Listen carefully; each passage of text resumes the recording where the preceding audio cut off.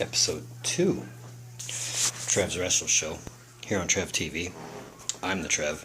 Y'all know that. If you're watching, if you're tuning in, that's too sweet.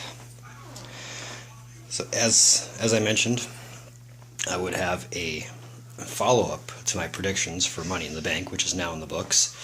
I'm currently watching the replay right now. Well, not at this moment, obviously, I'm filming right now. But I figured now would be a good time, if there was ever a good time, to go over my predictions, what I got right, what I got wrong, all that fun stuff. So let's get down to it.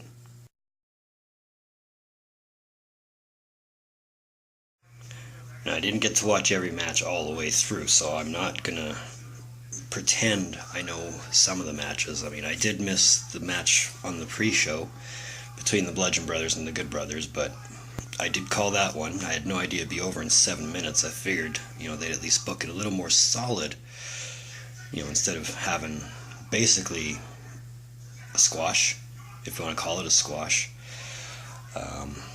But the Bludgeon Brothers did win. And it's like I said in the prediction video, they're basically building them and pushing them as far as they can go with them, making them a dominant tag team. And maybe that's what they need, is a tag team to dominate. Daniel Bryan Big Cass was my first incorrect prediction. I picked Big Cass to win. Obviously Daniel Bryan won. I'm thankful it wasn't a complete rehash from Backlash.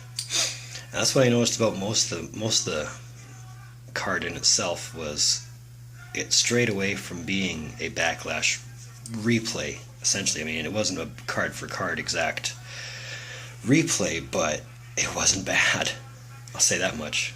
But the Big Cass Daniel Bryan match was actually pretty good. It was better than their Backlash match, I'll say that much. Lashley defeated Zayn. We kind of knew that was coming. I mean, in convincing fashion. Again, if you want to call it a squash, you could call it a squash, but I don't think the result was ever in doubt. Seth Rollins defeated Elias. Predicted that one. But there was lots of good spots and lots of near falls, and it was a convincing match. I wouldn't call it 5-star. Meltzer might, I won't. But it was a good match. I enjoyed it a lot. Then you had the women's Money in the Bank ladder match. That was my second wrong prediction. I picked Natalya to win it. Alexa Bliss won it. And that was the first sign that all things were right in the world, was they gave the briefcase to Alexa. She's my favorite.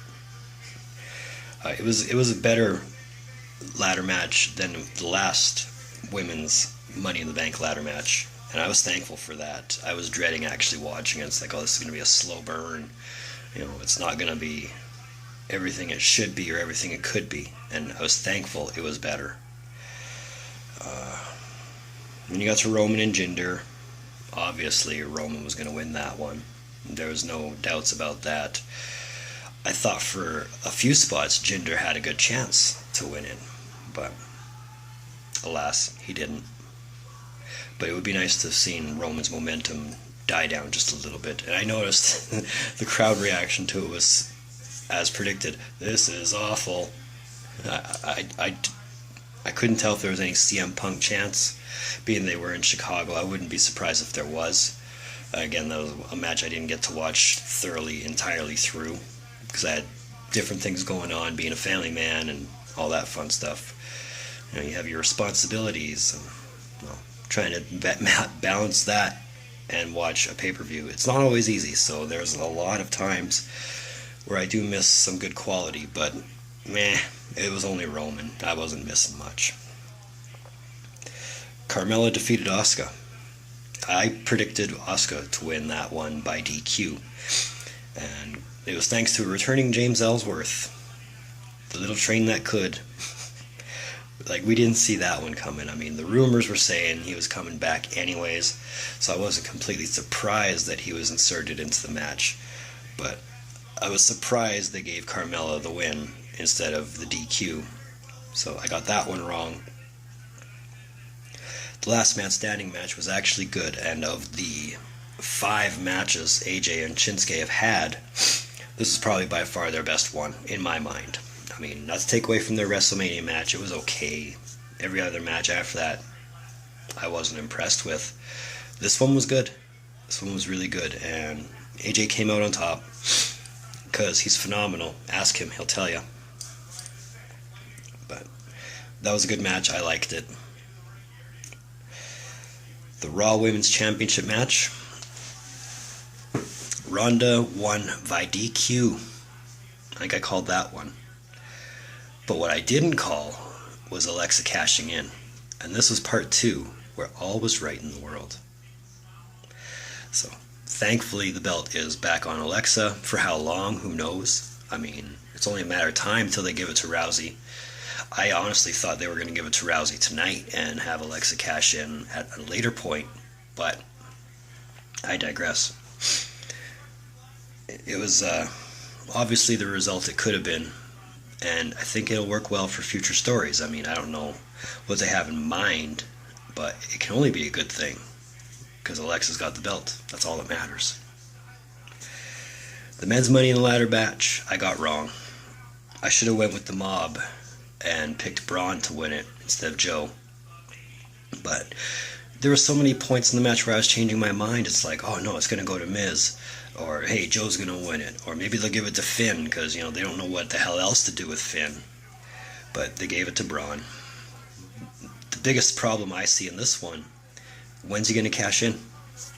When you got a champ that's never there, when, you know, he essentially makes that belt irrelevant. I don't know if I'm the only one who sees it that way, but to me, the Universal Championship, it don't mean nothing at all. I mean, they've been hyping up this whole thing that, oh, you know, he's got the longest modern record, and yada, yada, yada. No, he's got the longest record for the Universal Championship. The longest modern record for the WWE Championship still belongs to CM Punk. So, put that in your pipe and smoke it. But it wasn't a bad match. I thought maybe Owens might have legitimately bumped his head, and who knows, I mean, he could have split it open, he could have concussed himself, I don't know, but that spot where Braun pushed him off the ladder, that did look very, very painful. So, yeah, I know it's scripted, I know it's very choreographed, but I sincerely hope he's okay. Just saying.